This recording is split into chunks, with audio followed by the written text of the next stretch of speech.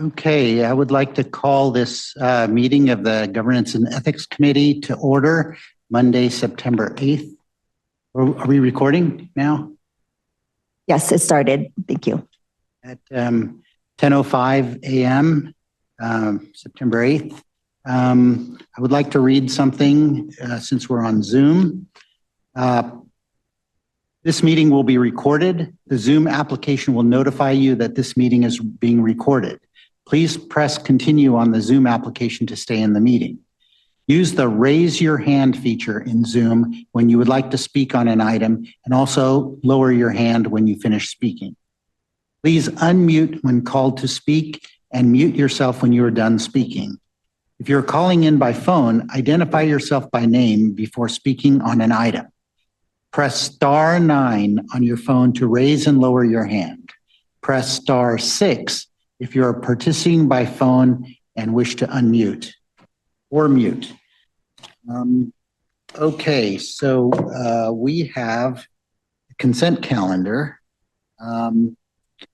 Chair Jane, real quick, I'll do roll call. Oh, roll call. Yeah, just for minutes, yes. Okay. So Chair Jane? Here. Member Park? Member Shahal? Present. Thank you. Okay, all are present. Okay, so we have a consent calendar. There's only one item on the consent calendar. That is the meeting minutes from the June 2nd, 2025 Governance and Ethics Committee. Are there any members of the public that would like to speak on this item, or fellow committee members? We have a hand raised online. One moment.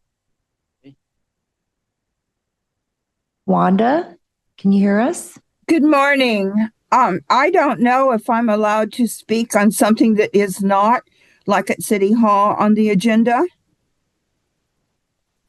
For public presentations, I believe. So there is a public presentation portion right after consent. Okay, I'll wait. This time you can comment on something that's on consent or ask for it to be pulled. So okay. I'll wait. Okay, very good, Wanda. All right. Thank you. Are there any comments, or is there a motion? We'll make a motion to approve the consent, the minutes of June. And I second. Okay, all in favor? Aye. Opposed? Okay, passes unanimously. Now we're moving on to public presentations. So this is the time that Wanda can speak on any item that's not agendized, or any other member of the public. Wanda, go ahead. Good morning. Sometimes I feel that I'm your only citizen, but I do know many, many people that talk and watch you at different times. Hopefully you all have read the email I sent to you last week. In addition, I've investigated further and shared it with you on a previous email. It had a link describing the different kinds of ethics commissions and committees. At a minimum, a task force could have been formed who might have more time than your scheduled and frequent meetings, which have often run over time because you have so much to cover. Rather than repeat what has already been sent to you, including links, please review my last 2 emails to you. I am spending my time still hoping, my faith in you, that it is not a poor use of my time. I know so many people who don't complain, and I'm not just complaining, I'm asking for change to make a difference and show in a positive way what is truly possible in Santa Clara. That you are ethical enough to do what you vote for, and not just a bureaucracy that is slow moving, researching over and over as a delay, as a tactic. I know that you all are better informed about all of this with your meetings where the public isn't involved. But I'm really, really hoping that you can make a difference. And I thank you for your time and what you can do. Thank you. Bye. Thank you, Wanda. Any other members of the public? There's no one else online, Chair. Okay, then we can move on to our general business. We have 2 items on our general business. The first is review and approval of amendments to Council Policy 043, official travel by elected officials. presentation? Yes, let me go ahead and pull up the PowerPoint. Give me 1 second.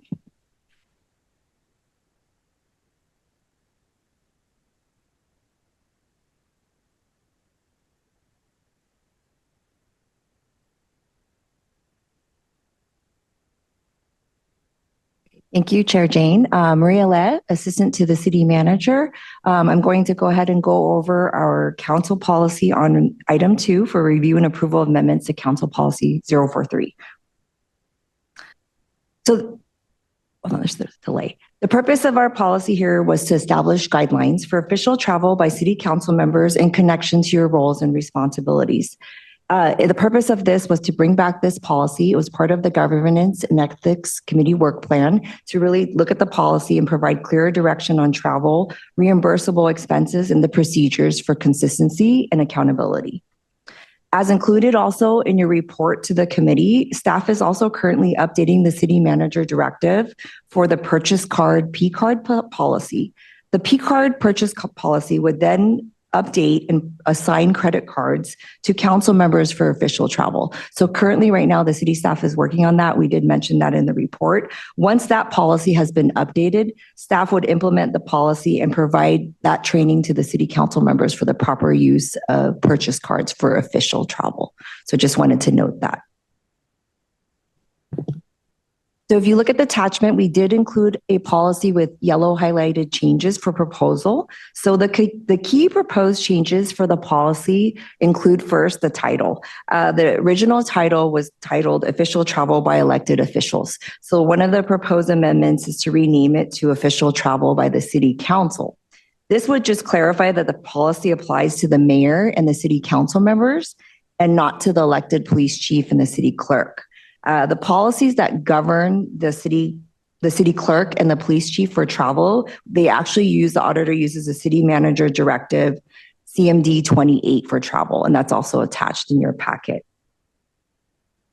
In addition, criteria for the type of travel was also more clearly reviewed, and also clearly proposed amendments just show kind of more definitions to that.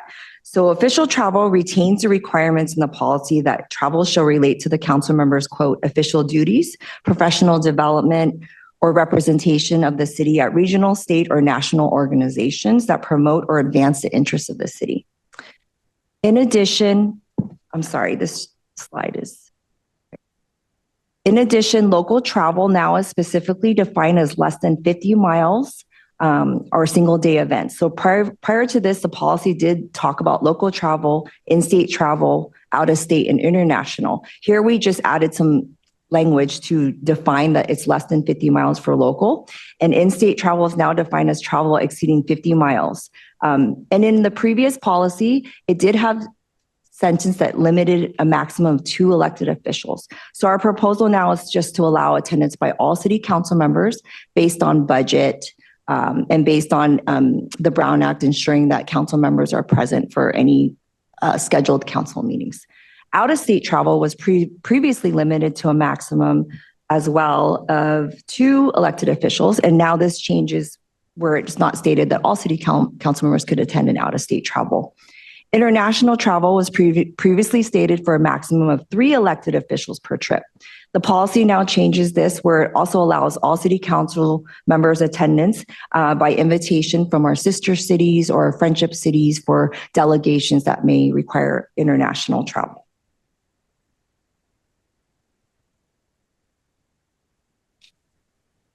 The next slide here, it talks about the criteria for travel. Official travel, again, retains the requirements that travel will relate to the official duties and professional development or representation. The prior policy for multiple attendees used to state that if multiple attendees wanted to attend a particular conference, that priority would be based on your seniority. So the proposed amendment by staff is to actually make the priority based on perhaps a committee or legislative assignment, the date of the request, and of course, budget availability. So in the situation where we may not have enough budget for a particular conference, we would then suggest to the council members that are requesting to go based on this priority based on your committee assignment, date of the request, and of course, the nature of the event. And in addition, we're always considering now the Brown Act limitations, ensuring that if there's a scheduled council meeting during your travel, that we would keep that in mind, and the folks that were interested to go first could go. So also we updated the procedures in the policy. This was not as specific in the policy. So the proposal adds some language to say that council members should submit a written request, and this is usually done by email to our executive assistant, stating the purpose of your official travel as early as possible and stating that you'd like to attend a conference. At that point, our staff verifies available funds, and then we would prepare what we call a pre-authorization form, which would be then approved by the city manager or the city manager's designee. And in that case, Melissa will put together, our executive assistant, the funds and the available funds, and then we review that and just basically sign that off as approval.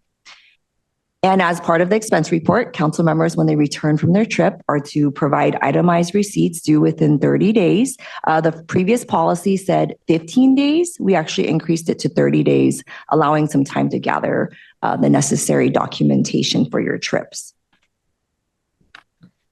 Other key proposed changes in the policy, there was not a section that really defined lodging, meals, transportation, and other non-reimbursable expenses. So what we did here was we reviewed other city policies in nearby cities to see the language and really use some of the information that nearby cities like City of Fremont and Palo Alto have specified in their policy. So for lodging details, you'll just see in there that the city staff really pushes to have you at the conference location, whether that's a hotel, but at times that it is allowable to stay at a nearby location if that one is not available.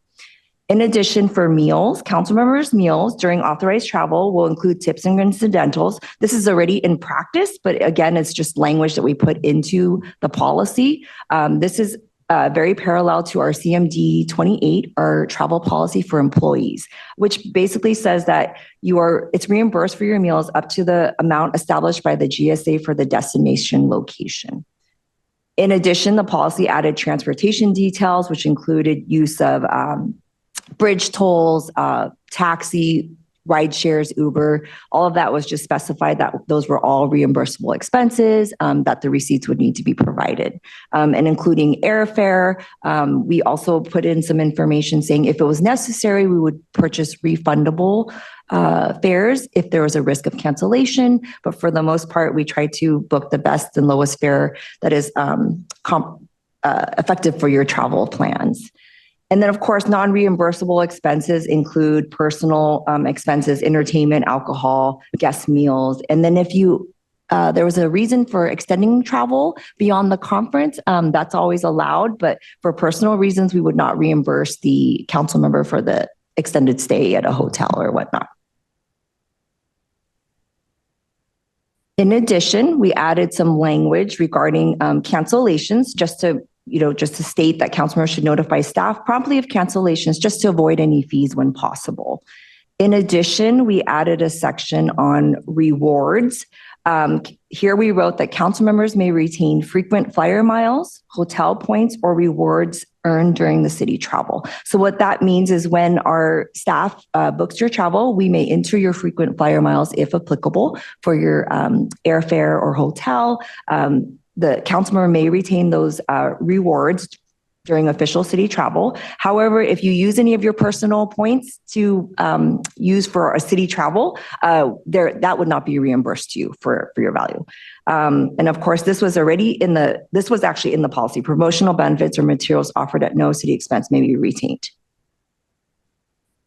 So in summary, as I mentioned in the report, there's an attachment of the policy, which all the highlighted proposed amendments are highlighted in yellow, which are additions.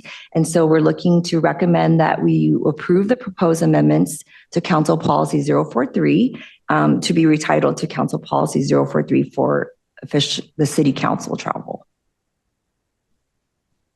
And with that, we'd like to ask for your feedback for the final draft, and then we would bring this revision to the full City Council at a future meeting for their approval and review. Thank you. Okay, are there any questions? Okay, Member Park. Oh, I understand that this says official travel by city council, but I kind of like these policies to also apply to commissions and commissioners. That's the next item. Oh, it's the next item. Okay, I'm sorry. Yeah, and again, I support all of these changes. Like I have been someone who travels, I think, most and on this council. I'm not really sure if that's true. But I mean, I have all these issues with what's reimbursable, what's not reimbursable, and then there's the 75% for food reimbursements on the days of travel, which, if they happen to be heavy conference days, doesn't make any sense. I mean, I've often had to take a 6 p.m. flight from the East Coast, which means I have to leave the conference by 3:30, 4 o'clock, and then just to arrive back in Santa Clara by midnight. And along the way, there's no food provided. There's no food provided on the plane. There's no food provided by the conference itself. And it's kind of a problem. I mean, there's also a problem when they won't reimburse food and they said, well, you had a food event there. Well, it was reception. The reception was alcohol and finger foods. And I don't know why I have to justify that. There are things such as, I've recently been asked to explain why I had a taxi bill that clearly shows it's from a location. And if you look up the location, it's the hotel to the airport or from any other location to the airport. And I feel like I don't know why I have to justify that. I mean, I will justify that. I think that's good. But having to justify a lot of these things, and I've purchased $20 hamburgers, and that was from Burger King, just because we happen to be at an airport. So I fully support the changes here. Member Chahal. Thank you, Chair. Quick question. On page number 3, we have a council member submit a written request stating purpose of official travel and as early as possible. Sometimes we have an internal thread, like NCPA sent a request to Melissa, and Melissa takes care of that. Do we still have to, because there's a thread going on in the email that, we have a conference so-and-so place, and okay, I booked your hotel, and this is a request. Do we still have to put in the request in writing? So your email serves as the written request. Yes. So just by notifying staff that you'd like to attend this conference on this date, that is basically the written request. So it's actually not an extra form, but we like to have that documentation and stating, how this applies to you with this policy. Got it. Okay. My second, I'm following up on Member Park's request, 75% of, I'm not sure what was the logic on that on the first and last day. As mentioned by Member Park, sometimes we go early in the day, depending on the flight you are getting, you're trying to save some money, and then you get there late. And same thing when you come back, basically you are traveling whole day up to late in the night. But I want to understand what's the logic of that 75%. If there is a logic, it makes sense. I would be okay with that. But otherwise, there are circumstances when on the first and last day, you're basically traveling almost a whole day, whether the conference ends at 2 o'clock and then you're getting back from East Coast or Midwest or somewhere late in the night at 11 o'clock.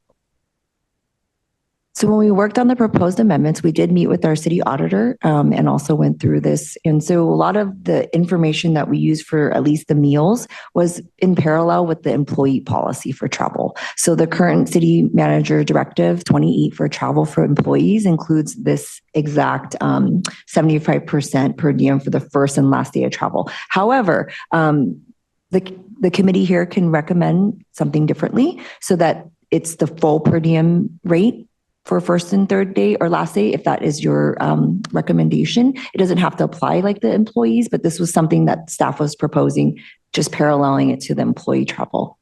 Yeah, I would suggest if it is applied to other employees also, they can be in the similar circumstances where we are right now. So I think auditor or anybody they should look at it, whether it makes sense, and if it is depending upon when you're traveling back, how long it takes you for the last day. should be taken into account. Of course, they were there for all the 3 meals in a day. They were still traveling. So I would like that to be, I would send the ball back to the auditors who recommended 75%. So they be decided as case by case basis. And we would not necessarily have to go back to the city auditor. He was just a reference point. So we could also make those recommendations here to the policy if that's what the committee would like to talk about, the 75%. And bridge tolls and parking, like we know we have a council car, right? And they have the, what you call, fast track on that. That is automatically, right? Correct. Your council vehicle car has a fast track. However, if you're taking a personal vehicle for your travel and you had to use a bridge toll, then that would be reimbursable. So if you had to take a personal vehicle, you save the receipt or your bill, online bill for fast track to get reimbursed. Okay, thanks. Member Park.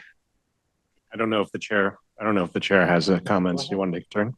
So I agree with all the comments that are there. I also want to point out that because I looked at this and I apologize for the comments about commissions, but I feel that what Councilmember Chahal, what Committee Member Chahal said is correct, which is I feel that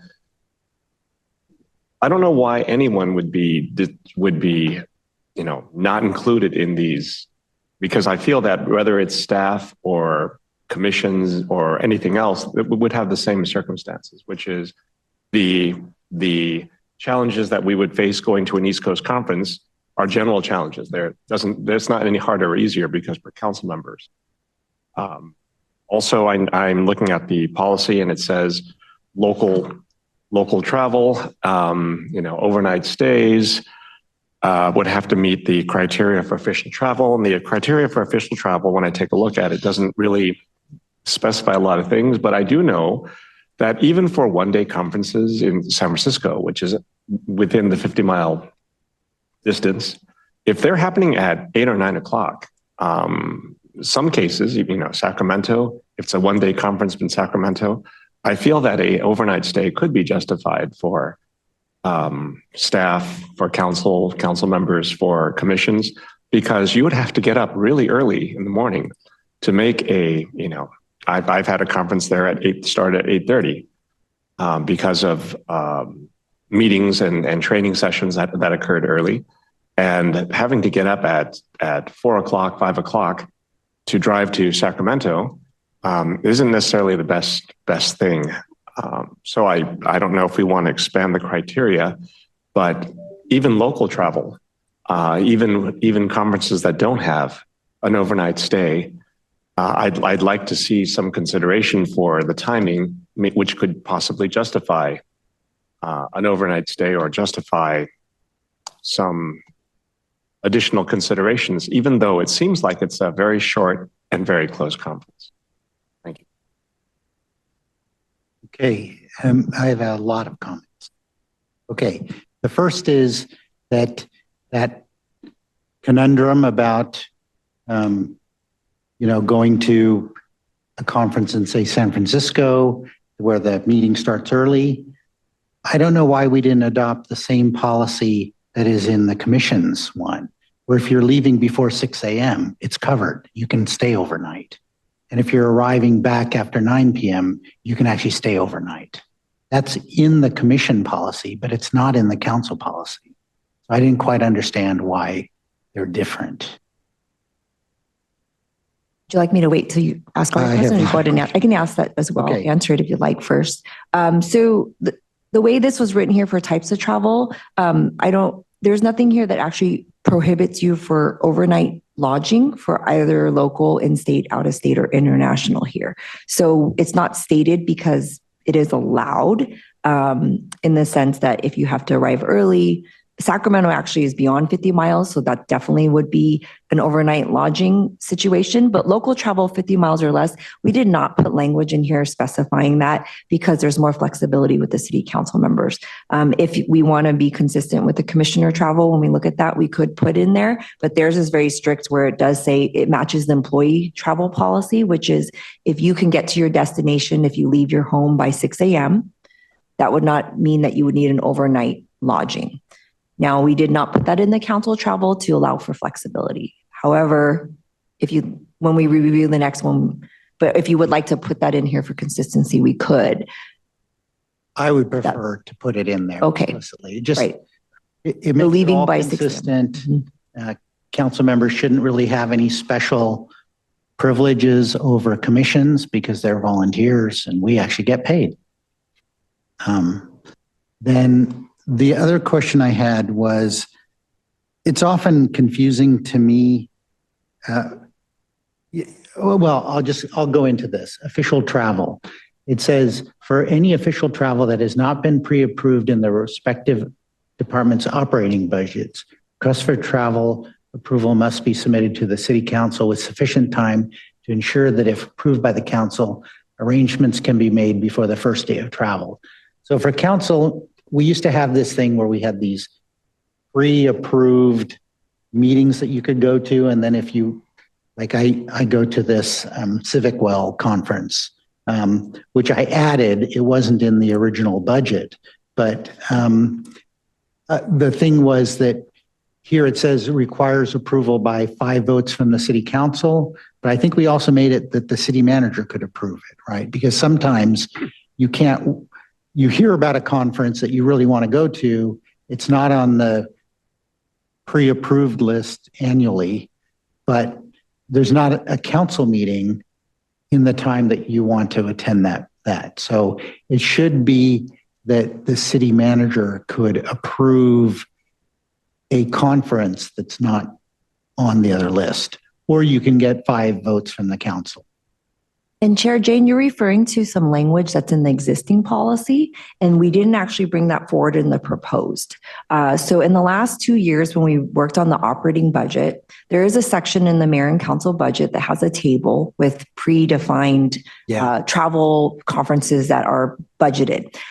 In addition, we added a couple lines in that table that also includes other training conferences, other applicable, this is the last 2 years of the operating budget that was approved. So it allows us to, for the CivicWell, in the case that if you were to go now, we would not have to bring that to council. So a couple years ago when you did go, it was not a line item in the operating budget, but we've changed that since in the budget to have other. So that would fall under CivicWell policymakers would be something that would fall under the other type of policy related conferences that council members are approved to attend.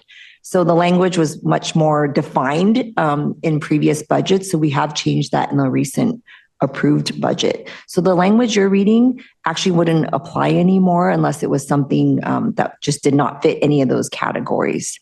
But we would not, that would require city manager approval or a designee and would not go to council.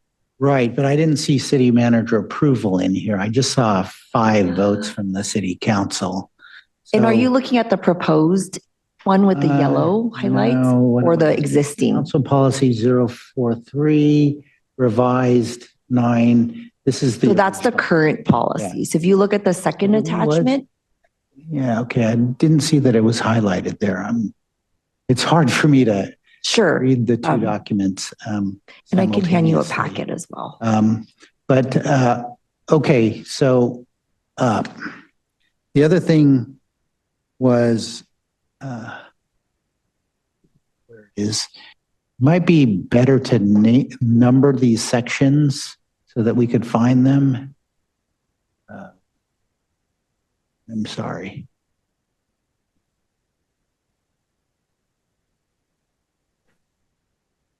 Okay, no worries. Okay, yeah, okay, I see it's stricken out. Okay, got it.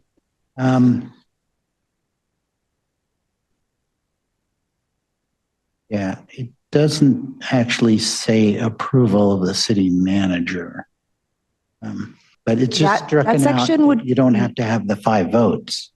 But I guess my question is, what is the approval process then? If you're going to attend a conference that's not something that was pre-approved?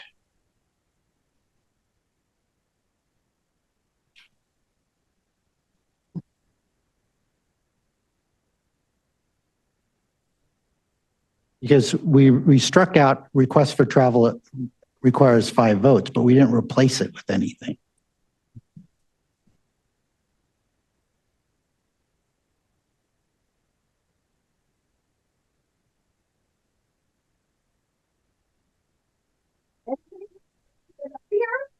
I have a comment. Yeah, as long as funding is available, but I don't understand how it actually gets approved. And, you know, funding is available. It's like you have to budget. So, you know, there's these other conferences that people are going to go to. And now I want to attend a conference that we still have to reserve funding for however many people want to go to National League of Cities or whatever. So it just wasn't clear to me. I would actually probably just add something for the city manager approval. That's all I would add. Member Park. Yeah, when I read this, it seems to me that anything that has funding that you can justify in the travel criteria, the travel guidelines, could be approved, I think, by staff because there's funding available and it's justified via the official travel policy. The eligibility and criteria would be acceptable. In the cases where we don't have the budget, where I don't think that if the eligibility and criteria were not met, I don't know that would be a valid travel request. But in the case that we do have an eligibility and criteria that are met, and we don't have budget, that would require 5 votes from council as a out of budget request anyway. So I feel that those policies are handled. They're not explicit, that's true, but I feel that those policies are handled here. So just to add, thank you, Councilmember Park. Council policy, the 043, the proposed policy attachment, and I do realize there's 6 pages. So page 3 of 6, where it starts with the procedures, I was trying to look for this section.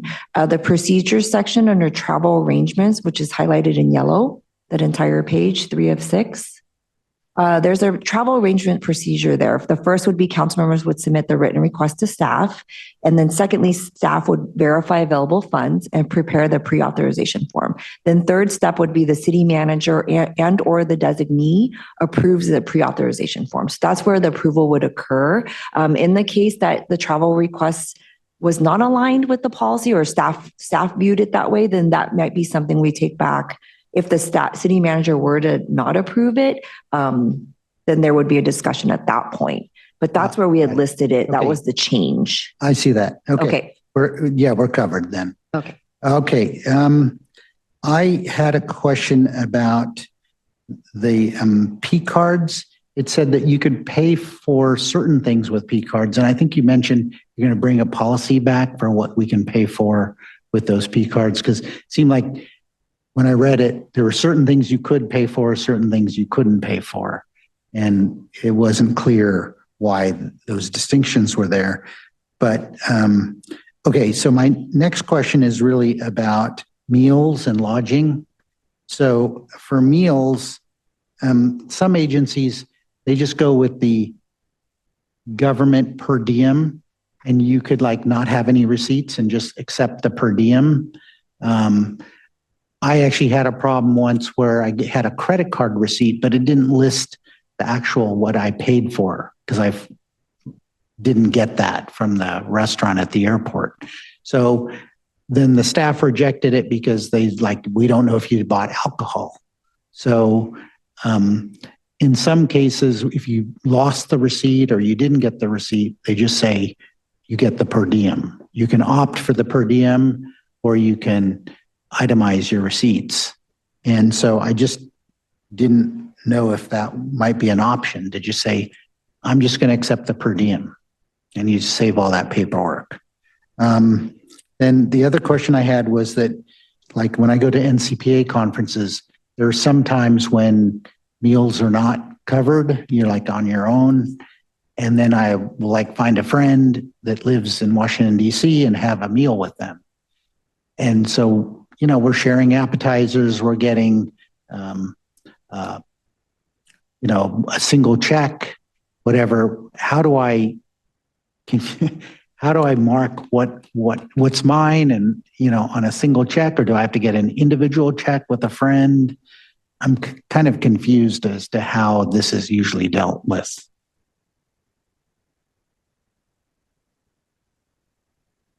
At the last of your questions? No, it's also related to, like, let's say Raj and I go to Washington, D.C. for NCPA and we share a taxi. Is it that, like, one of us will put it on and the other one won't put it on, or do we have to, like, split it? I'm not sure what the policy is there for that. And then I didn't see any consequences for submitting late. It's like, we have 30 days. What if I miss it? That's all I had so far. Thank you. Actually, Go ahead, Member Chahal. You rightly pointed out about submission or per dime by default. I have been to, I think, 3 or 4 trips and not submitted even a single single bill to the. That's my fault. I'm not saying. Yeah. I've not submitted that. And if it is per dime, like more flexible, I think it makes sense, because you lose the receipt. Sometimes the receipt you get, they don't put the description. Yeah. They don't even have the description. Okay, what did you get it out of it, basically? So if it can be a little bit more flexible to accommodate what is happening in the marketplace for these things, that would be helpful to a person like me who is lazy in submitting the receipts. Last, like, 3 or 4, I've not submitted any. Even the Uber trip from the airport to the other places, I've not submitted those things. Basically. But the per diems are usually just meals. They're only for meals. Right. They're not for travel. But that's what VTA does. They just gave me the option. They said you can just accept the per diem and not have to submit any receipts or do the paperwork of the receipts. And I think in their case, like, sometimes if you're going to exceed the per diem and you have the receipts, because some places are pretty expensive if you go to restaurants and things. And the per diem's pretty small, but I understand that those are options. So to answer some of your questions, so I'll start with your question on the P card. Okay, we'll let Member Chahal ask his question. Sorry about that. Go ahead. Go ahead. Yeah, I just want to add things so that we don't ask things twice, because they're somewhat related. So I know that for business travel, we often have to itemize expenses, not necessarily, even if we have a per diem, because of alcohol. Like, we either sign a waiver, a document that says we did not have alcohol or none of the things that should not be expensed or on there, or we have to itemize it and say this is what it is. I feel that having a per diem without an itemized expense should have something that says, you swear, so solemnly swear that you have not purchased anything within these forbidden purchase things, like you can't purchase drugs, alcohol, things like that. I think that if the itemized receipt is provided, sure, that's fine. If it's not provided, there should be a document that says this is what you do. But I've also been bitten with it's not an itemized receipt. Even places I've gone to basically say one meal, because you've gone to some place and they just have that one meal thing, and it's not itemized, doesn't tell you what's in there. And it says, maybe it says a drink or something, but it doesn't tell you what that is. But I've just eaten the cost for those because I looked everywhere and I realized that even the actual receipt is not itemized. Late submissions, I just want to make sure that I looked here, I want to make sure that there's a difference between when it's submitted and when it's approved. Like, a submission that could occur within 24 hours, but the approval could take more than the 30 days. So as long as it's submitted within 30 days, that should be fine. But there's, trying to go back and ask your credit card company, having to call the hotel, having to call other places and say, can you do this? Interesting. It's Councilmember Jane also brought up this concept of sharing meals. I've gone to several places where I've met with other council members, and they've said, oh, we'll get it this time, you get it next time. And I thought, well, I can't get it next time because I have to itemize the receipt. Now, there's no way that I can itemize, having 2 meals on there.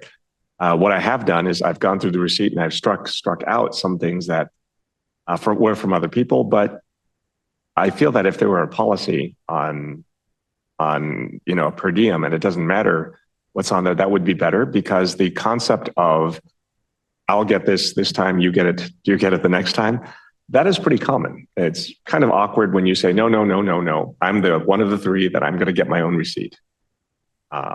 Again, it's not a big problem. I do it all the time, but it would be nice to be able to not worry about these kinds of things when it comes to getting a coffee or something like that. Also, it'd be really nice to be able to sit with another elected official and have a coffee and have some assurance that would be covered. I don't drink coffee. And again, I think that's it, which is we have the GSA travel policy, but I feel that the GSA travel policy maybe not, the reimbursement policy for meals, it just sits wrong with me that we follow this policy and it's the only option. Sometimes getting meals on a travel day is the only option that you have. And it's usually much more expensive than we would normally pay. Like I said, I've gotten a meal, which is, fries, a burger, and a drink for $20 from Burger King. It's not even expensive. It's not even supposed to be an expensive place. It's just Burger King. And again, even at 75%, I don't know that I'd pay more than $10 for that. So things like that are, I wish we would have a little bit more flexibility there. Thank you.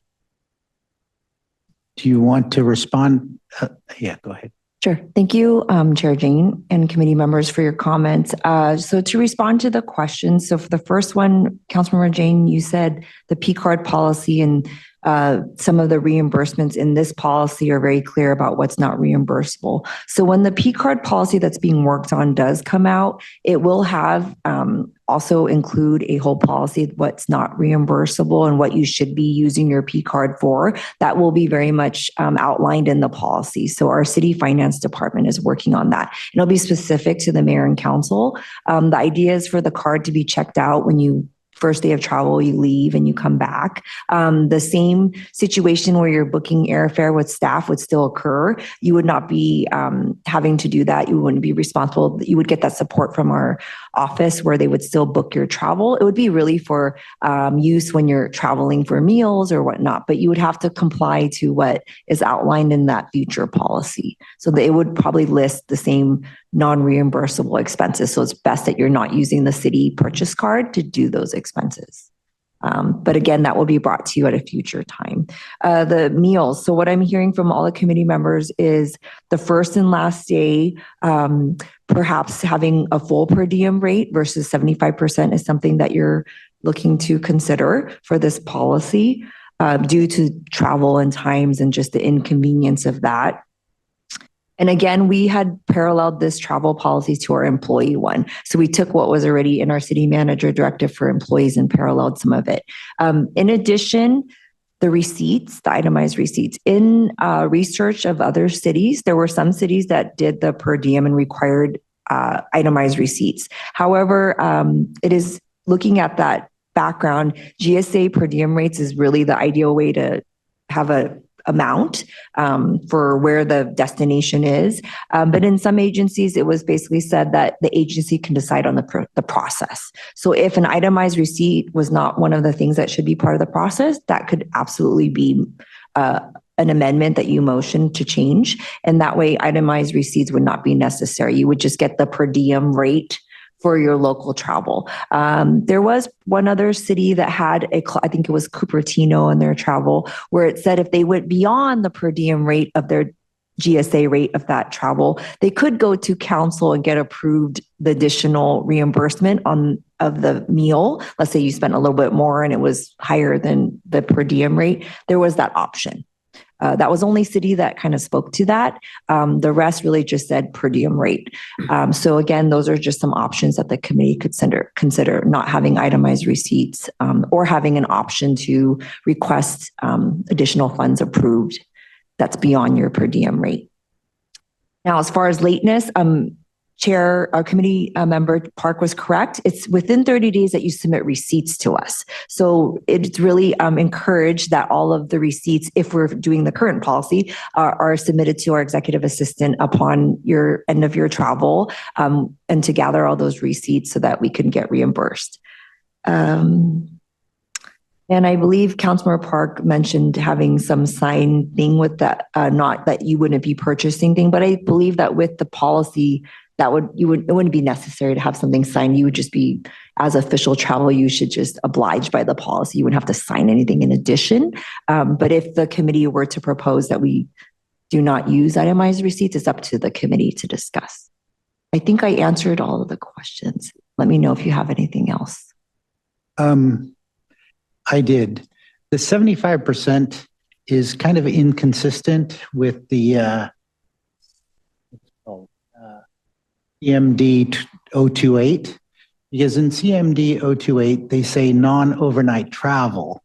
With regard to partial days of travel that is not overnight but exceeds local travel guidelines, the city will pay for meals on a prorated basis using GSA meal amounts as follows. If the partial day includes travel before 8 a.m., the city will pay for the breakfast. If the partial day includes travel between 11 a.m. and 1 p.m., the city will pay for the lunch. If the partial day includes travel after 5 p.m., the city will pay for the employee's dinner. So that sort of obviates the need for the 75%. Just say, if it's within these hours, right, then you're going to be covered for that meal. So that was in CMD 28. So that seemed like a more reasonable way to handle it instead of 75% of that day. Then, I would say travel or conference or travel or events, But then the other thing was on gratuities and tips. I had a question that I forgot to ask, which is, what is the level of gratuities? Like if you're going to get, a meal, is it 20%? Is it 15%? Is there like a limit for gratuities that we put in there? Some people tip a lot higher than other people. And so, and that includes Uber and Lyft and meals. I don't know. We didn't define it, but it's basically stated that if it's reasonable. So it's, usually right now, I believe 20% is reasonable, but that could change, or 20 and 25% depending on your service, right? So it can change year to year. So it wasn't stated in there, but it is stated that it's a reasonable gratuity, which is covered. So we could just emphasize reasonable, but it's hard to define that. And it's a question I could come back with and see what other cities do. Yeah, I would just say no more than 25% or something like that, right? Just so that people have some guideline. They're not because you get new council members, you get new commissioners, they don't know what reasonable is until they have to make their first travel, right? Also, you mentioned having shared receipts at times and having to reimburse for shared receipts. Yeah. I do know if that were to occur now, we would just basically highlight your receipt saying that this portion was your meal, and we would make note of that to be reimbursed if that was the case now. So it's never been an issue, I believe, for reimbursement with our current process. So if you submitted a receipt that was your meal plus someone else, we would just reimburse you we would do our own calculations to reimburse your portion. Right, but accepting the per diem would just obviate all. Correct. So if you go with no itemized receipts, if that's what the committee would like to move towards, then it would be much easier in that sense for staff too. Okay, those were my questions. Thank you. Member Park. Yeah, I hear all these things. I think that Chair Jane is is good to bring up CMD 028. Partial days before 8 a.m. breakfast and lunch. I feel that per diem is better over justifying this, meaning I've been on trips where I've been at the airport at 8 o'clock, don't have time for breakfast. I arrive at my stopover at 11 o'clock, and it's really late for breakfast, but that's the first chance I have to eat because I've got another 4-hour flight ahead of me before I land. And, by the time I land, it may be 3-4 o'clock that time. And now the question is, do I get lunch before my 6 o'clock dinner, or do I just wait? And the short answer is, it really depends. Again, I think that the per diem would obviate all of that, as Chair Jane noticed. Also, with shared receipts, there ought to be something that says, like, if the three of us, the three council members, are traveling together, and one council member says, "Well, I'll just get the meal. I'll just purchase the meal for all of us." I'm assuming there would be something that says, well, these were the other council members that were, or these are the other people that would be covered by reimbursement under this, so that if Chair Jane, for example, covered the meal for 3 people, he would not be capped at his per diem. He would list the other people on there and would be given per diem times 3 for the meal, or for the expense that he actually had, given the people that are there. I don't see that explicitly in the policy, but I just want to know if that's there. I would have to follow up and check on that, but I believe for reconciling purposes, it would be best that if three council members attend the event and you each received a per diem, you would each be issued the per diem rate reimbursement. And if someone covered the meal, you would then kind of work that out outside of that process, and not that, again, the city wouldn't have to do that part, just so that it's just following the policy. That's what I would think. Understood. Okay, I don't necessarily have a problem with that either. Okay, any other questions? Okay, we'll go to the members of the public. Does anybody have?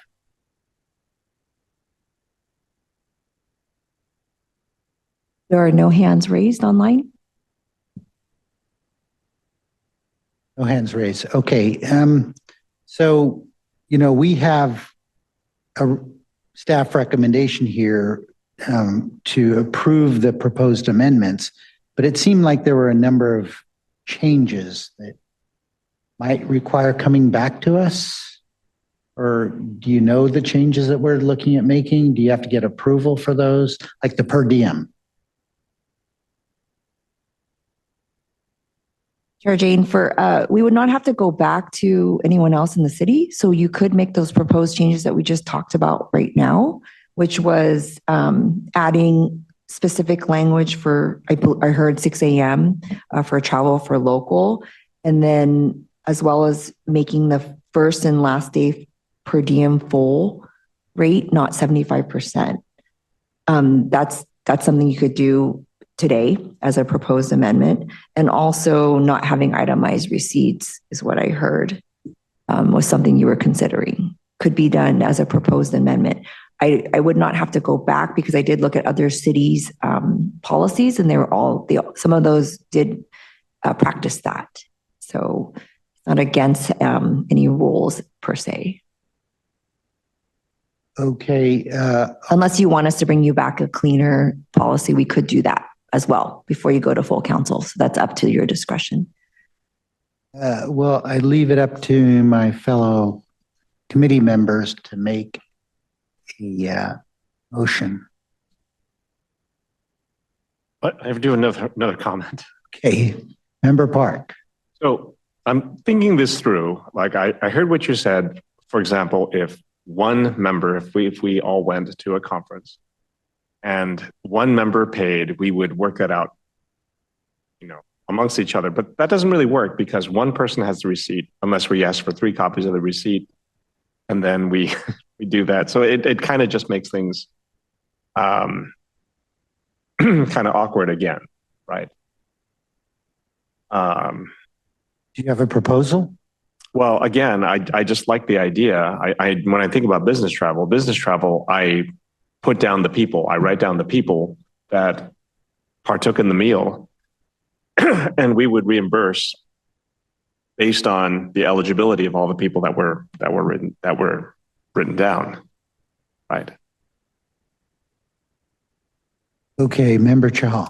If I may suggest, like, even if we have a one receipt, we can highlight, okay, X takes this amount, Y takes so much, make 3 copies, give it to staff, and this is my portion, this is Councilmember Jane's portion, this is Councilmember Park's portion. Will that work?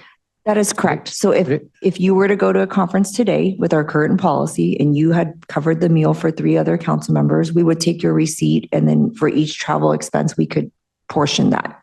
We could do that. Absolutely. And they get the reimbursement. Correct. They pay me on the. Reimburse you for all 3, or yes. That's what we would do right now. For the just situations like that are kind of customized, we will check with the auditor and we'll just do it the way that can be reimbursed appropriately, as long as we're not exceeding the per diem rate that's currently outlined.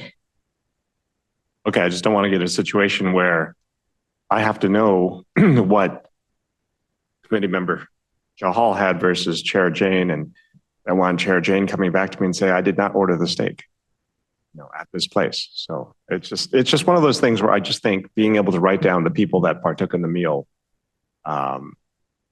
and seeing that it doesn't exceed, n times the number of the per diem rate or the people that are eligible. It just seems that would be easier, because even having to go back and remember, if I'm doing all the receipts, to remember what everyone had, or just assign them incorrectly, or have to share the receipt and have everyone have to go through and circle their items. It just seems that just seems really bad. Like, let's say I paid the receipt. They expect the receipt to be itemized. I would put it down, and then I lose the receipt. And what happens there? But the problem is, one person put on their credit card. You're trying to get per diems for everyone. So somebody has to Venmo or give cash to the council member that had it on their credit card. Yeah. So how do you handle that? I'm just trying to say, I want to get rid of all the Venmoing and stuff. I just want to be able to say, hey, we're 3 eligible people. But whose credit card did it go on? It went on one credit card. That's right. And I'm saying that it doesn't matter whose credit card it goes on. The credit card goes in, the amount is there. And if the amount does not exceed the per diem amount for 1, 2, 3, or whoever number of people that partook in the meal, and you list the people down, then it should be covered. And it doesn't, there's no Venmoing. There's no other stuff going on. You're saying the city would then give you 3x a per diem because it was on your credit card? Well, they would give me whatever the cost of the charge was for the eligible people. The only issue with that is you're assuming that each individual is going to select the per diem rate if that's incorporated into the policy, but you could have a council member that may not want to do it. So that could create a challenge. Okay, why would they not? I don't know, right? Each individual can opt for whatever choice they want, right? If we allow that per diem rate.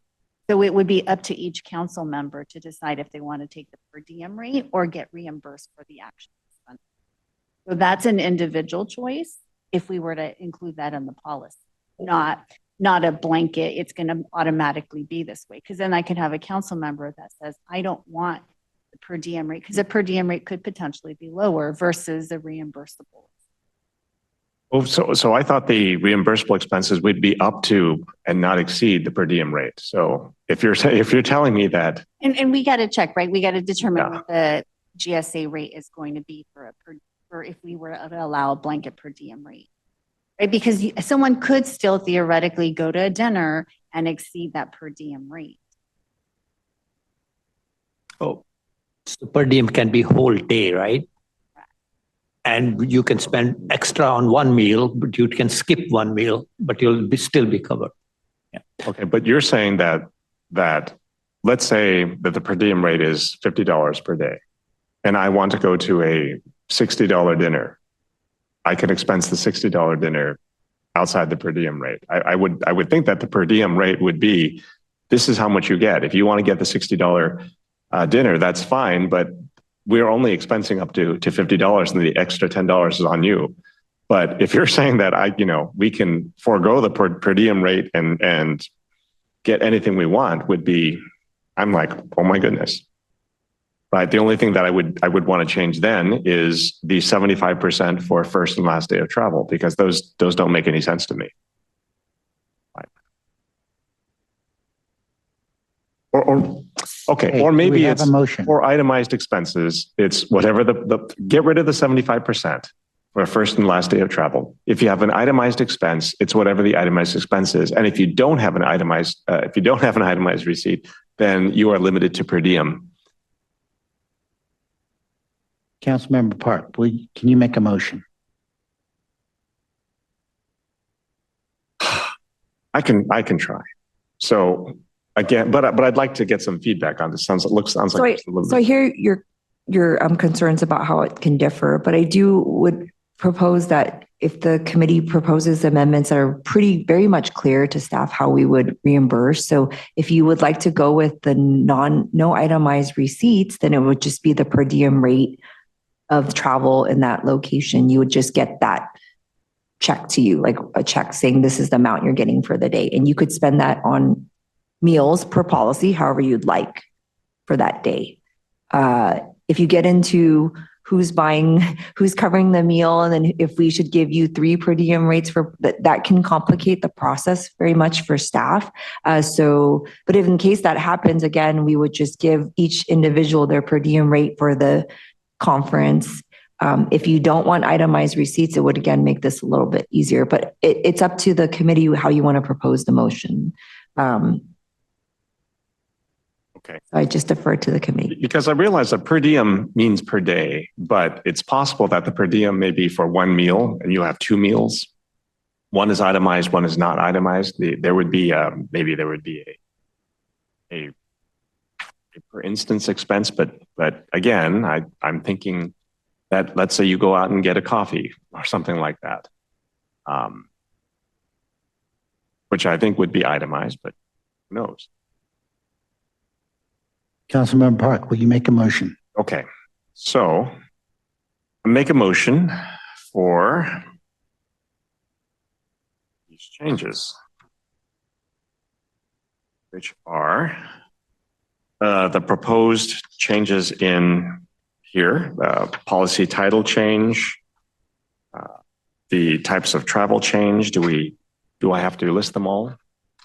Okay, the criteria for travel, the procedures. List your exceptions. Okay, and with these items, which is, I would like to make the GSA 75% first and last day of travel. I'd like to make that 100%. I'd like to say that if you do not have an itemized receipt, then your what you can get reimbursed would be up to a per diem, and that per diem would be set by staff. Staff would bring that back. I would like to look at the overnight policy and look at, like, even if it's within 50 miles, if you're going to San Francisco, but it's an early meeting, it's an 8 o'clock meeting. You could drive up, you could leave at 6:30 in the morning, which is, I guess, not that bad. But What about the commission recommendation? 6 a.m. 6 a.m. You leave before 6 a.m., you can get an overnight. If you have to leave before 6 a.m. But I kind of feel that like 6 a.m. to you may not be the same level of disruption as 6 a.m. to another person. No, I mean, this is very true. Like, I don't want to make it a time. I don't want to make it a distance. I kind of want to say, if you can justify, I mean, there should be some justification that allows you to, you're coming back at 9. Like, I'm on a trip now. I'm getting here at midnight, right, in San Francisco, where, I once got in really late to San Jose, where there were no buses. I had to take an Uber. There was no other option. And again, because I'm trying to save the city money. Like, I'm leaving on a trip in a week where I'm taking an overnight trip on a plane flight because I don't want to pay for the overnight hotel cost. I just sleep on the plane. But I feel like, I'm doing this because I'm willing to do this, but I feel that there are other people where it is not as easy. It is not as convenient for them to do something like this. And I don't want to make it a policy that's based just on time or just on some other item that may be convenient to me, but may not be convenient to other people. I could just add a comment to that, just on that point. Because I know Councilor Jane referred to the boards and commissions policy that we're looking at next. In there, it does say local travel, overnight lodging is not permitted for local travel defined as less than 50 miles. However, the city manager may approve overnight if extensive commuting would otherwise be required. So we could put some language in there to be consistent with the next policy we're going to look at that just allows that. Okay. But you would still do this, encourage if you could leave by 6 a.m. and get to your destination, it would be considered local travel. Overnight would not be required. However, if the city manager or designee could approve overnight if extensive commuting would otherwise be required, like what you're saying, traffic or some other issue. Because we may have a council member in the future that does not drive, for example. It's not that they don't have a car, they don't drive. And there's a lot of things that we'd have to consider.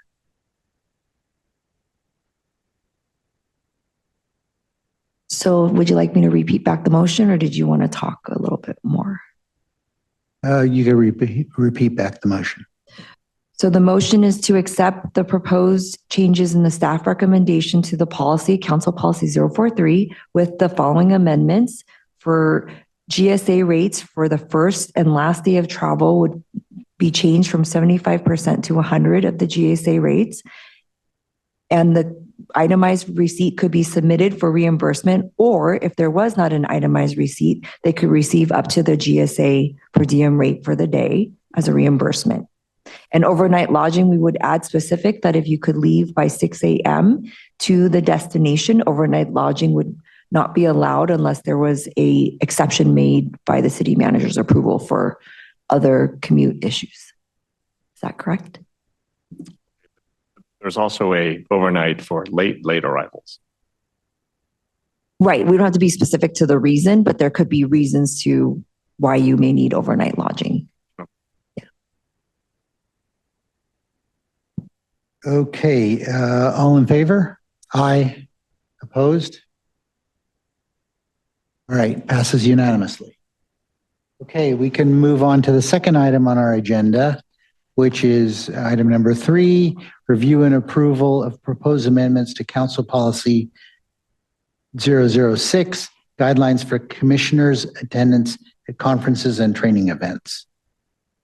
Okay, is there a staff recommendation? Good morning. Staff presentation. Good morning, Araceli Azevedo, Assistant City Manager. Maria is putting up the presentation. So you will see similarities between this proposed policy and the one that we just approved. In your packet, you'll find the current policy as it exists, as well as the proposed policy with revisions in yellow. I will emphasize that we did do some editing throughout the policy, and so we're going to focus the presentation primarily on the key changes that we made. But there are revisions throughout the policy. So for purposes of the revisions to the policy, as you are aware, the committee has asked that we review this policy and bring forward some recommended revisions. We did have staff look at other agencies to ensure that we're looking at what other agencies have in policy, as well as just general practice.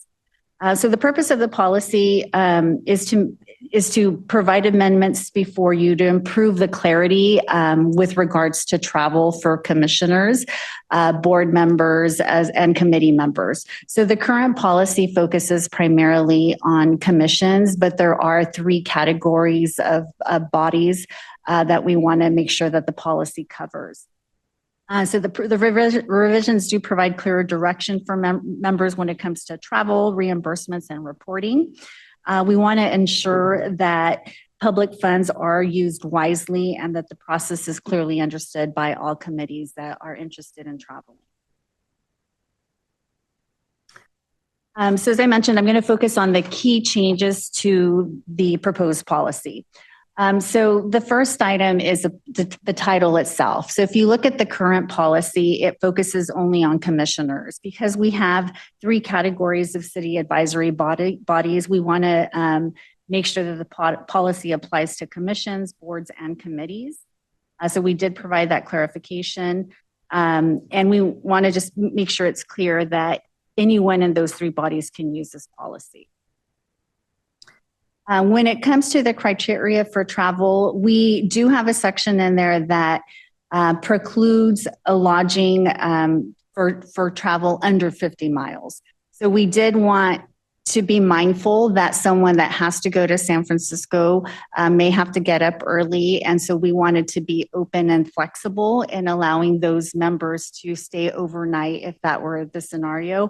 However, if there was a conference at, for example, Menlo Park or Palo Alto, to us, that would be reasonable if we look at City Hall to be able to just make that a same day travel. So we wanted to be explicit in that definition.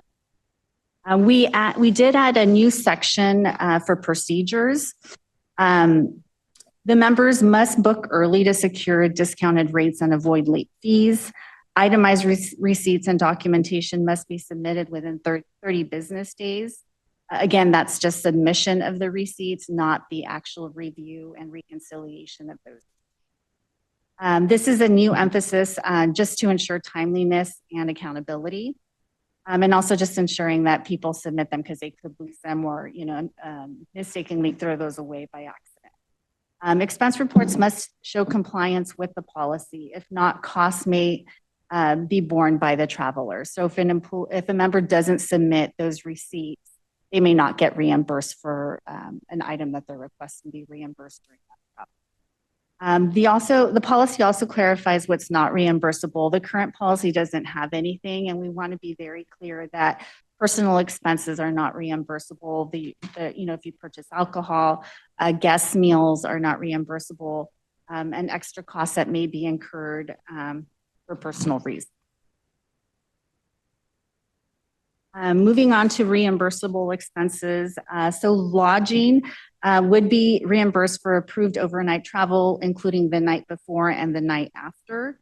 If meals are provided at the event that the member is attending, the idea is that the member should be taking that meal unless there are certain dietary restrictions that cannot be accommodated. In those circumstances, the individual may receive reimbursement. And then meals will be reimbursed for overnight travel with caps set by the GSAA per diem rates. And then in this policy, we did list the first and last day of travel are reimbursed at 75%, similar to the prior discussion. Transportation updates. So this is a new section as well. If someone drives their personal vehicle, they will receive mileage reimbursement at the GSAA rate. So members will also receive reimbursement for parking, tolls, train or transit, ground transportation, shuttles, taxis, and rideshare. The one thing we want to emphasize here, if a hotel has a shuttle service that is included, the member should be using that shuttle service to the extent possible. But if not available or it's not possible, then obviously we will reimburse. And then airfare must be booked at the lowest reasonable rate. And then the member can elect the refundable item. It is an additional expense, but we are allowing that in case someone has to cancel at the last minute or at some point during the time they purchase to the time of the flight. And then as far as what's reimbursable when you get to the airport, we will reimburse for 1 bag. And then any unused credits must be applied to future city travel. So cancellations and rewards, you will see a distinction here. Because they're not city employees, we don't pay the members. They're volunteering their time on these commissions, committees, or boards. If someone has to cancel, they need to notify us as soon as possible so we don't incur that cost.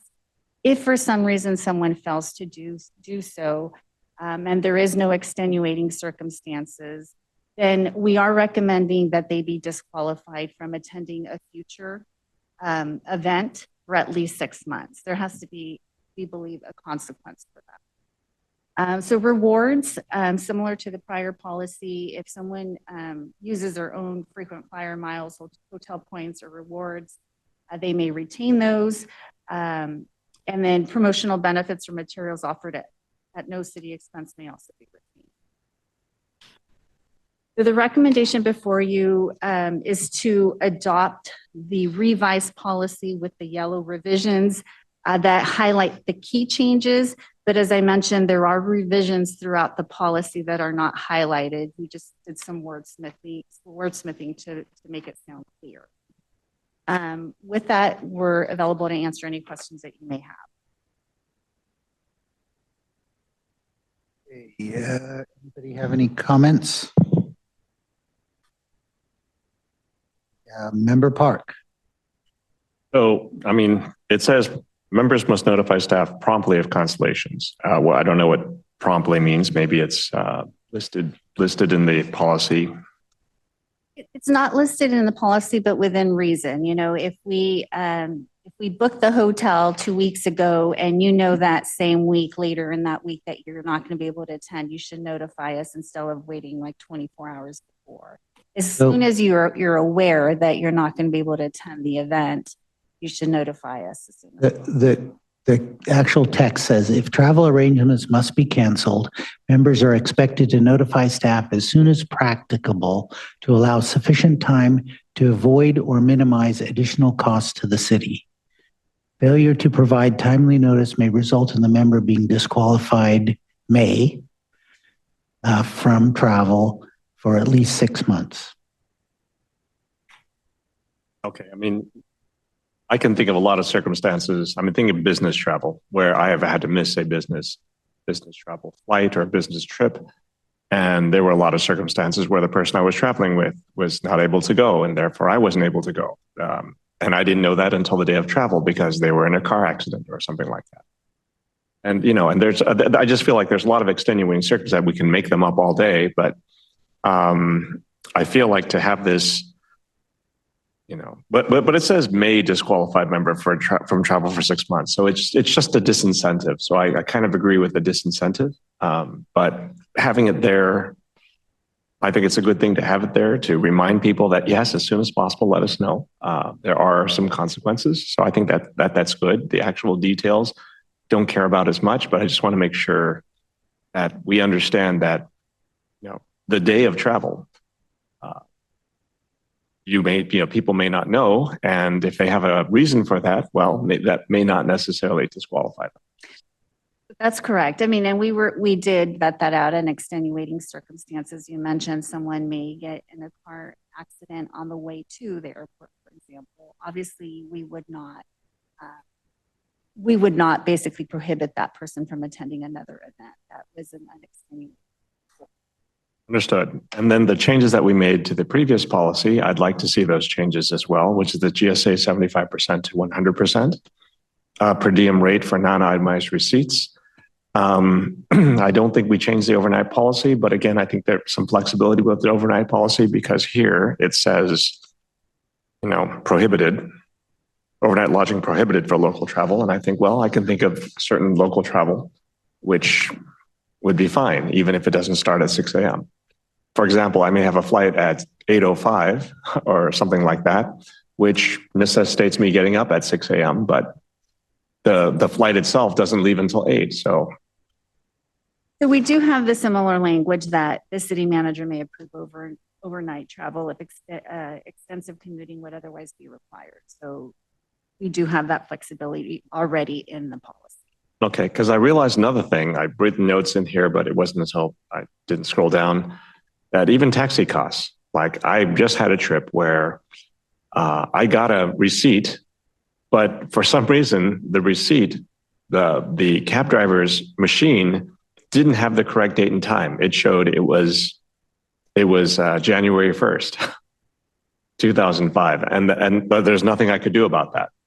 And when I asked for another receipt, he gave me a card where he wrote it down, but it didn't have the destination or the source. He just put the cost down and it had, you know, the date. And I think, well, I could write the stuff down, but it's just like, I didn't even know it didn't have the correct date until after I came back and I was trying to expense it. And how am I supposed to know that, right? But I realized that even taxi receipts, again, I've been asked to justify why I'm going from the hotel to the airport, or why I'm going from the airport to the hotel. It's like, some of these don't make any sense to me. I think that in some cases, maybe we can do a better job of looking at what the source and destination are, but the hotel isn't always obvious. It has 1600 Peachtree, Street, and I don't know that's the hotel, something like that. But it would be just really nice if because if I use Uber, I get a really nice receipt. But if I'm using a taxi, I get whatever receipt they give me. And I've realized that going to different places, different jurisdictions, I just went on a trip where I was in Orlando and Columbus and Atlanta, and all their systems were very different.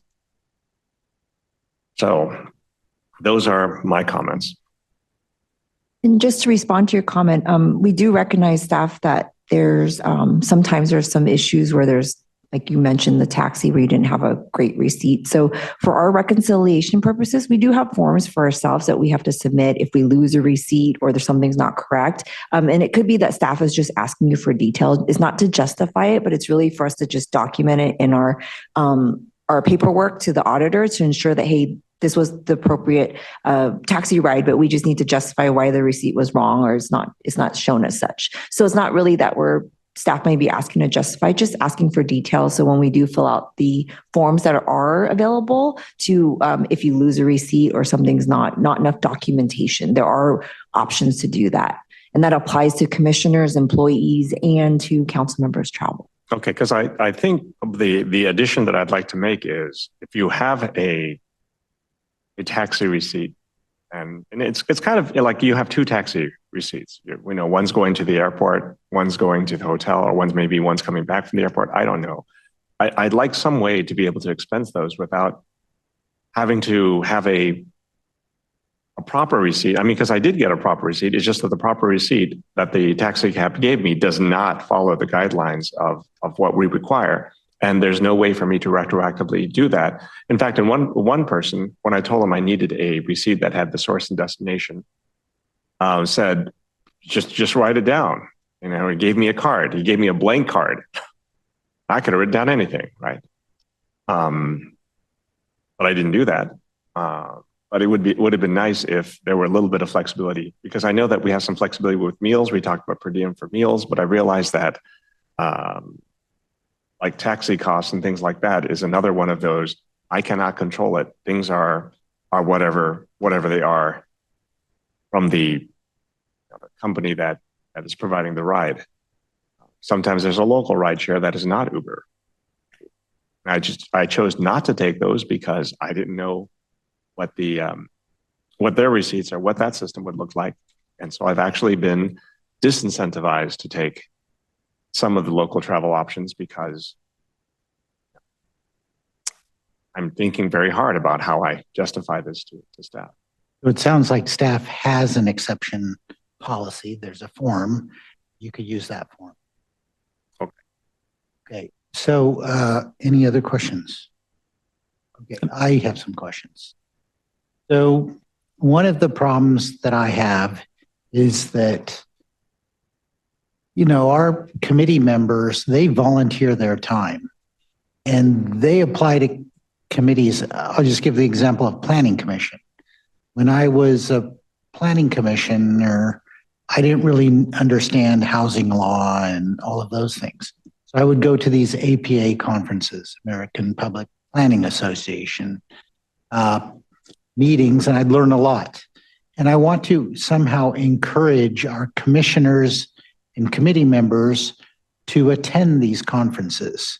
So what I want to know is there a fixed budget for every committee where the committee members and commissioners know that, hey, we have, in the case of Planning Commission, it used to be $20,000.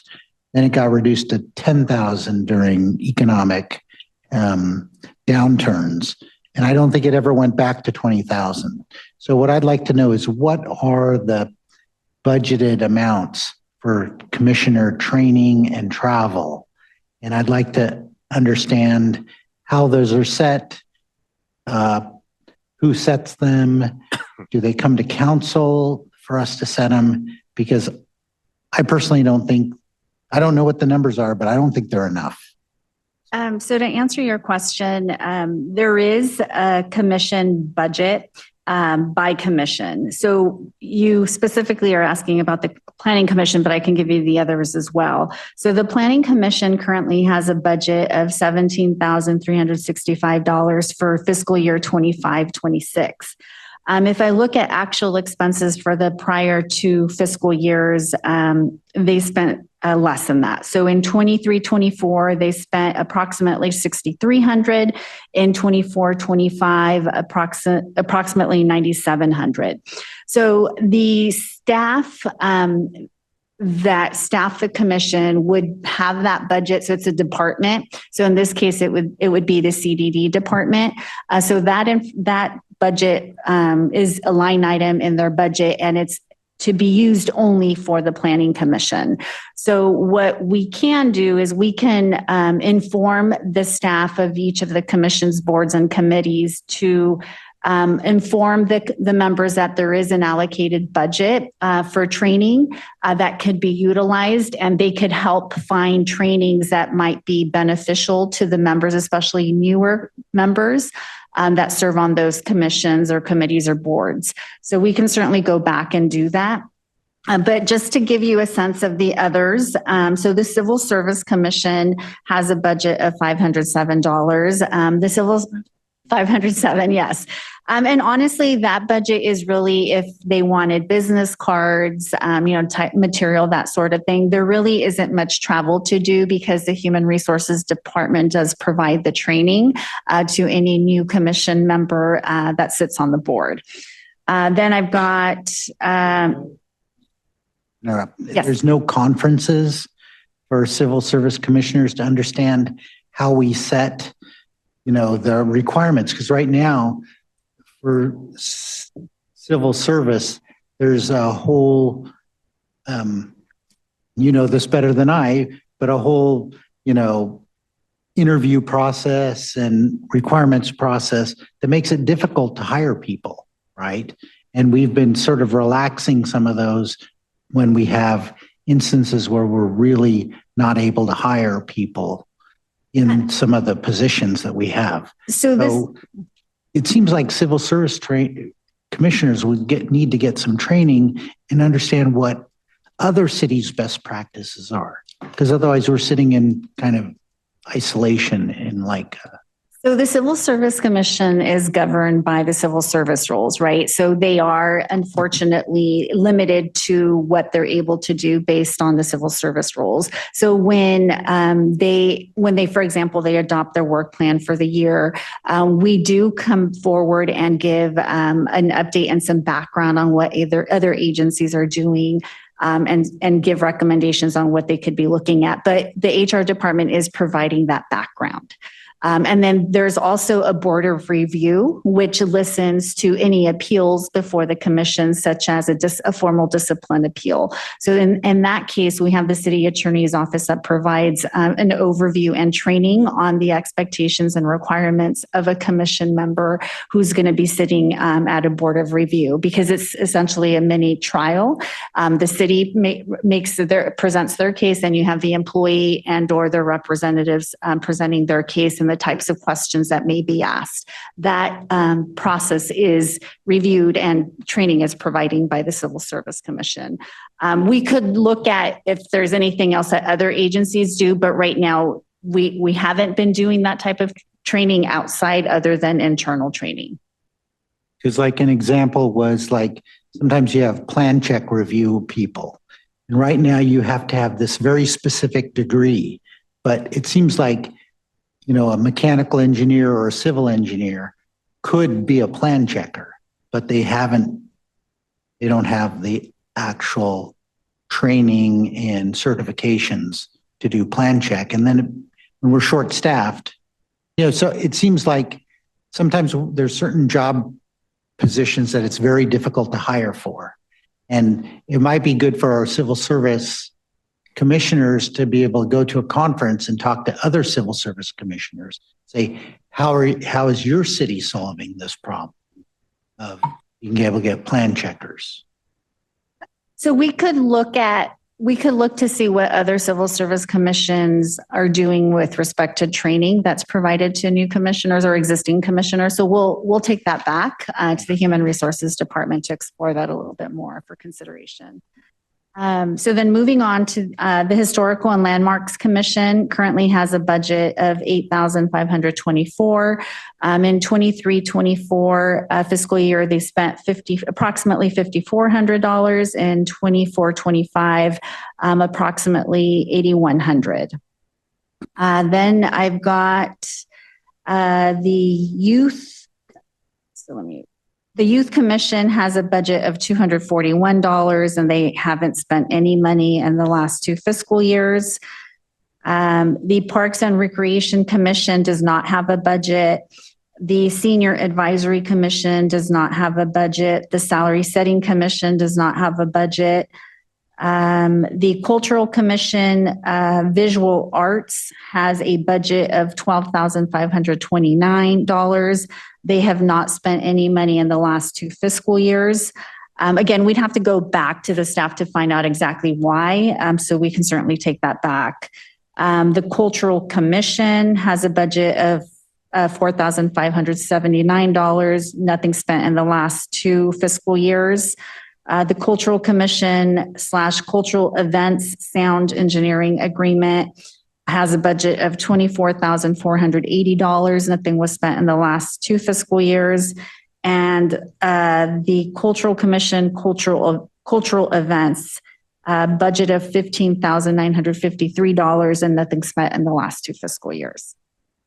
So there's a difference between, like, Cultural Commission, they hire bands and they do things like that. So of course they're spending money on that, but it's really a matter of, I like the idea of having people go to conferences.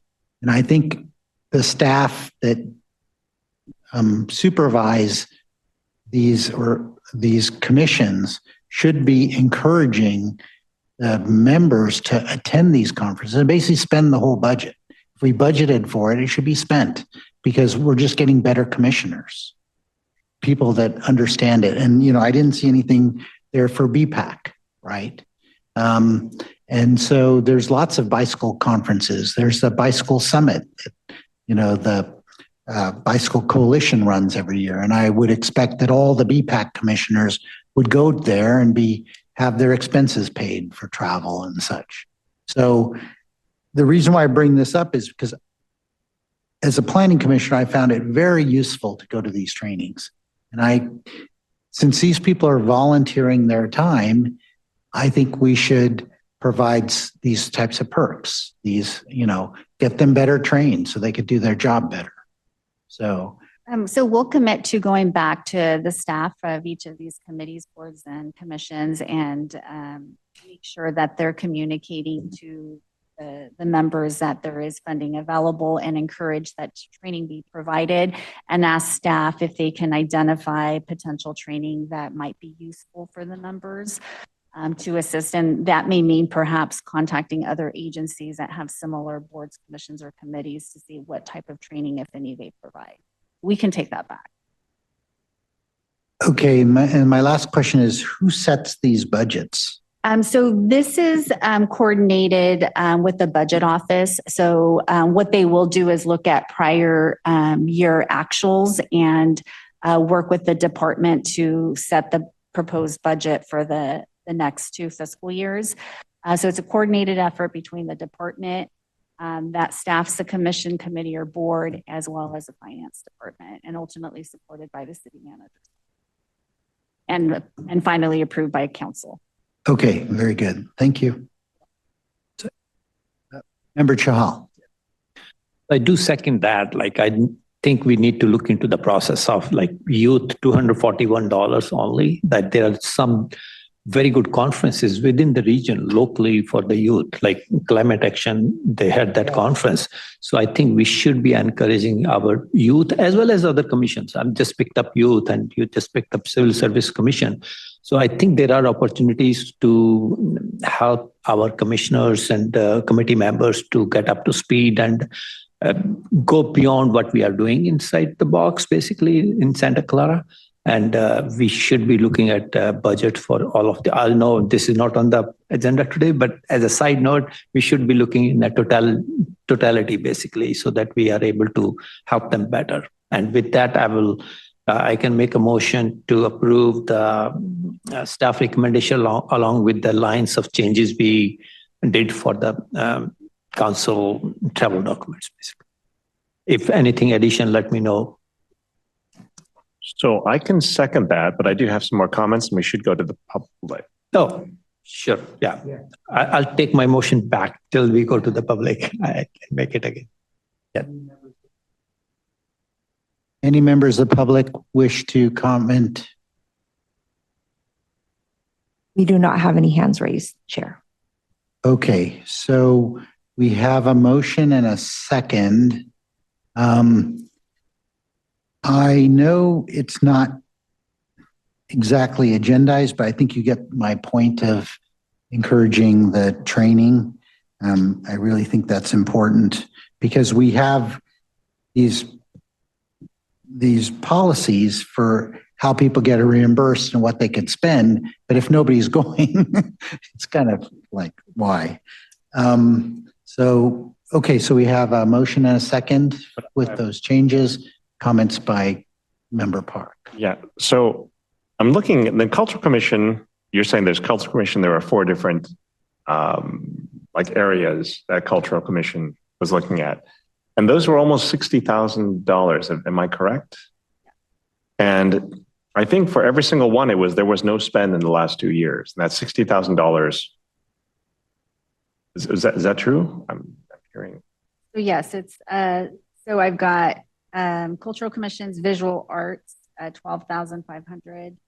Cultural Commission 4,500. Cultural Events and Engineering Agreement 4,000.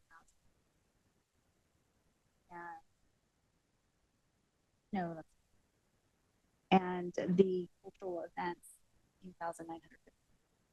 Yeah, you are correct. And I think that it was the commission itself is for 4,500 or yes, that's correct. okay. And then you said that the budget office looks at prior year's actuals. And I just know that from engineering, we would have cut these budgets a long time ago. For the last 2 years, we didn't have any spend. And for some, we've got Youth Commission at 241. I don't know what kind of travel that allows at all, including, like some of them, Parks and Recreation, no budget, Senior Advisory, no budget, Salary Setting, no budget. Maybe if there were a separate travel pool that would have some amount of money in there that any commission could use, because it sounds like there aren't a lot of travel opportunities for these, but I don't want to preclude them from being able to travel if there is an opportunity. There just happens to be a senior advisory event or something. Because it sounds like we've got a lot of money. Now my question is, when the Cultural Commission does put on events, where does that money come from? I would think that money would come from a budget. So it was surprising to me that you said there was no spend. But I would like to, at some point, maybe club them together or club some monies together so that there is, it allows commissions that don't have, or boards that don't have budgets to travel if they need to. Like we would encourage it, and we would see, what the budgets would be, but we would have to probably reset the budgets after we did some marketing to the committees and the boards saying, hey, these are the types of events that you could go to. Youth Commission, again, I can think of so many different events that we could send youth commissions to. I mean, there's events in Washington, D.C., there's events in in Sacramento that, could be interesting. But right now, I see that we have a lot of money that's not being spent in certain areas. We have no money at all in other areas. I'd just like there to be a little bit of possibilities so that a commission or a board that has no budget could travel. And I'd like to kind of look at where we spend or where the spend is coming from Cultural Commission, because Cultural Commission has put on a lot of events. Those weren't free. Where did that money come from? Were those just allocated for events? And Cultural Commission did not spend on top of those already budgeted events. I don't know where that comes from. I would think that would come from Cultural Commission itself. And we can go back and ask the finance department. The information I read did come from the finance department, so I can certainly go back and ask for clarification. With respect to the other commissions, the Planning Commission obviously is very proactive in giving announcements on potential training that could be available to commissioners based on the numbers that we had for the last 2 fiscal years. What we can do is ask the staff to identify some potential training and then work with the finance department to see if we can consider allocating some budget to those commissions if there's interest by members. Understood. And then I happen to remember that like 100 years ago when we had an IEC, the International Exchange Commission, that the International Exchange Commission had a budget. And at the end of every year, they voted to give the remaining budget to sister cities. Like I remember that when that was a thing. I kind of feel that that could be very dangerous if we allow that. There should be some approval beyond the commission to spend city monies. But I do know when it was a thing that at the end of every year, the IEC would vote to donate unspent budget to the Sister Cities Association. And after many years on Sister Cities, I realized that that's actually kind of an iffy thing. Like I don't necessarily want to see that being done at the commission level, but I don't know what your comments are about that. So for the International Exchange Commission, that's not an active committee right now. So I'm not talking about the International Exchange Commission itself, but just the ability of a commission to say, well, this is how we'd like to. So currently all the funding that's is unspent would go back into the general fund. So that hasn't been the case, at least with these commissions that are active. So I couldn't speak to what happened prior with the IEC to the sister cities. My other comment was that, this policy here covers attendance at conferences and training events. And often a lot of these events are actually just Zoom, but you have to pay a registration. And I know that's covered in the policy, but I want to have staff look into, trainings that people could do at home that might require a registration or such, in addition to conferences that they would have to travel to. That's fine. We can certainly go back to staff and communicate that. Perfect. Thank you. All right. Do we have a motion on the floor and a second? I just want to comment about that, though, which is usually when we have a paid travel, we have to give a report in public session. And so I think that would be true of committee and boards, even if they went on Zoom, for example. Like if it were a paid Zoom meeting, we would still give a report. Correct. The commissioner travel does have already a report that goes back to the commission after their travel. They have to provide either oral or written report to their commissioners, summarizing their training, travel, conference, similar to the council, which is done at this council members report at the end of your meetings. So I think when it comes to things like what the budget should there be a general travel budget for all commissions, things like that, and marketing, that's a completely different topic. That's not necessarily the topic that's here. But I would like to make a request that we think about that. We think about those. Okay, so there's a motion. So all in favor? Aye. Opposed? Abstain? Okay, so it passes unanimously. And that concludes our general business. The staff, okay, Member Park. Yeah, So I did have a question here. It's related, not exactly what's here, but for example, if we're on a committee, we're on a board, we're an LLC board, and we want to invite a person to be on a panel, for example, let's say one of us is having a panel discussion, and we'd like to invite somebody, an expert, a commissioner, somebody else to be on a panel. Is that covered anywhere? What kind of request would that be? An honorarium? Or something like, I guess it would be an honorarium, but the That would honorarium have to would be be approved. if we travel, if they simply say, I'll go for free as long as you provide room and board, the room and board would be the honorarium or similar, but it's not exactly the same. Room and board and honorarium are not considered That would have to be a council budget request with 5 votes. okay. Okay. So there's no special this is consideration for that. Okay. The members. And it says you couldn't pay for somebody's meal or anything. So, okay, so now we are on to staff report. None? Okay. Committee member reports or future referrals for consideration? None? I have a few. Okay. Member Park. Yeah, so, I mean, we do have several requests to consider an ethics task force or, independent, and that's been for a while. I'm not actually as concerned about that as I am about some other specific things. For example, we've had a request to direct staff to make mayor and council email go directly to mayor and council members without a filter. Right now, there is still a filter. It gets forwarded, but I think that the forwards are based on what staff thinks is appropriate. This was decided at the 2024 October 22nd council meeting. There was also a request to investigate the mayor councilmanic interference for the state of the city being canceled.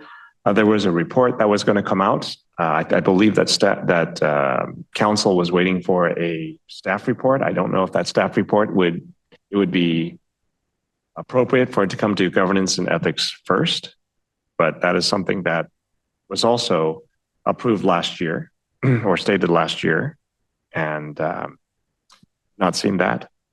There have been a lot of things coming up where people are attacking council members, they're attacking the police on different things. And we've had this page in our website, which responds to allegations which may not be accurate. And, people say, well, it's not to address political issues. Well, I think that some things which go to personal attack, which go to attacking the city and city staff, would do that. I would like to make that a little bit more formal because right now, the fact that page is there, nobody knows about that. I think that there's a lot of reasons to use something like that, which would not necessarily be political. It would be from the city's perspective. I mean, there were a lot of allegations. I mean, the reason that we're bringing up a task force and ethics commission and a task force is because it was brought up to us in a report by the civil grand jury, which itself in that report, which asked for these things, stated things which were factually incorrect. And we don't have anything on our website. There is a rebuttal, there is a response to the draft, but I think that there should be official city responses where the city has a position, on a website like this. There was also a question some time ago about how we vet survey answers and how we vet input from the public. That is something that I think falls very, very nicely under governance and ethics. And we've talked about this. We've said we would have a report, but nothing has ever come of this. And several other things, which I realize I will talk to manager staff first, but these are the things that came up that we have talked about in council, we have approved, we have asked for, and they have been voted on in council, and they have not come up. So are you asking for essentially a 030 to agendize one of these? Yeah, well, I'm putting this on much like we did in the June meeting where we brought up issues and we put them in the minutes that say, hey, these are the things that we're talking about. They'll come up in the future. I would like to prioritize these as things that the I don't know. I thought that us bringing up here is kind of like an O30 request, but it's not really an O30. It's a governance and ethics, like, TMAC. So I would have to go back to the minutes for, you mentioned the mayor and council email inbox being automatically forwarded to council. I vaguely remember that conversation. I think it was involving an event that everyone did not get invited to from a council meeting, but I do not recall the action where the council actually voted to have all of the emails forwarded. So I do have to check the minutes on that with the clerk. State of the city, you mentioned there was a discussion about speaking at events. I believe. No. This was the state of the city was canceled unilaterally by the mayor. And at some point, that's not something that the mayor has ability to do. And the question was, get a report on how this happened, why this happened, because otherwise seems like councilmanic interference. I mean, a classic case of something like this. And this was something that we discussed, voted on. It's the same 10/22/24. So I'll have to go back to the city manager to see where that follow-up would occur. If it would be at this governance committee, or would it be something that comes back to council? So we'll verify that. Yeah, either one. I think that it seems to fall nicely under governance and ethics. And it was something that the city manager did commit to having a report for, and we've just never seen it. Okay, we'll follow up. And then the third item you brought up was the city website that has we do have a website where it does have a statement to media if there are things that are incorrect. Is that the website you're referring to? That's correct. Correct. And so that's managed by our director of communications and the communications team. So we can also provide that feedback to them on some of your thoughts. Okay. And again, this is up to your committee if you want to agendize any of this for your next meeting. The next scheduled meeting is December, the first Monday of December. And we do currently have our ethics consultant scheduled to come back. Unfortunately, she was unable to come to this scheduled meeting, so she would come back in December. So in addition, we usually work with the chair on some agenda items for the next meeting. I do know there's some work plan items that you already have in the queue. So these things that you brought up, committee member Park, could be added if we have capacity or if there's a need for a special meeting. There's also been discussion of having a special meeting before December because we would like to bring forth a ticketing policy that would be reviewed by this committee first and go to council. Yeah, because I think Chair Jane has brought up the fact that, I mean, we have a lot of items that we're not going through. Public has brought up that we have a lot of items that we're slowly going through, but maybe more meetings would seem to be required by the work ahead of us. So staff will be reaching out to the committee for some dates for a potential special meeting prior to the December scheduled meeting.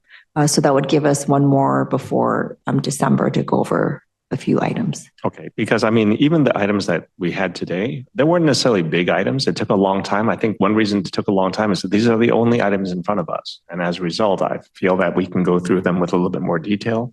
And we talked about a lot of other things because they didn't really take that long. I would kind of like to see some issues that, well, this is nice. We're cleaning up some policy. We're cleaning up some stuff, but I'd like to address some of the issues that were brought in front of us that we've talked about in council, we've had motions in council, and they've not come up yet. And it's been a year later. Okay. I think you took note of those. Staff, you took note of those. All right. So is there anything else? Okay, this meeting is adjourned.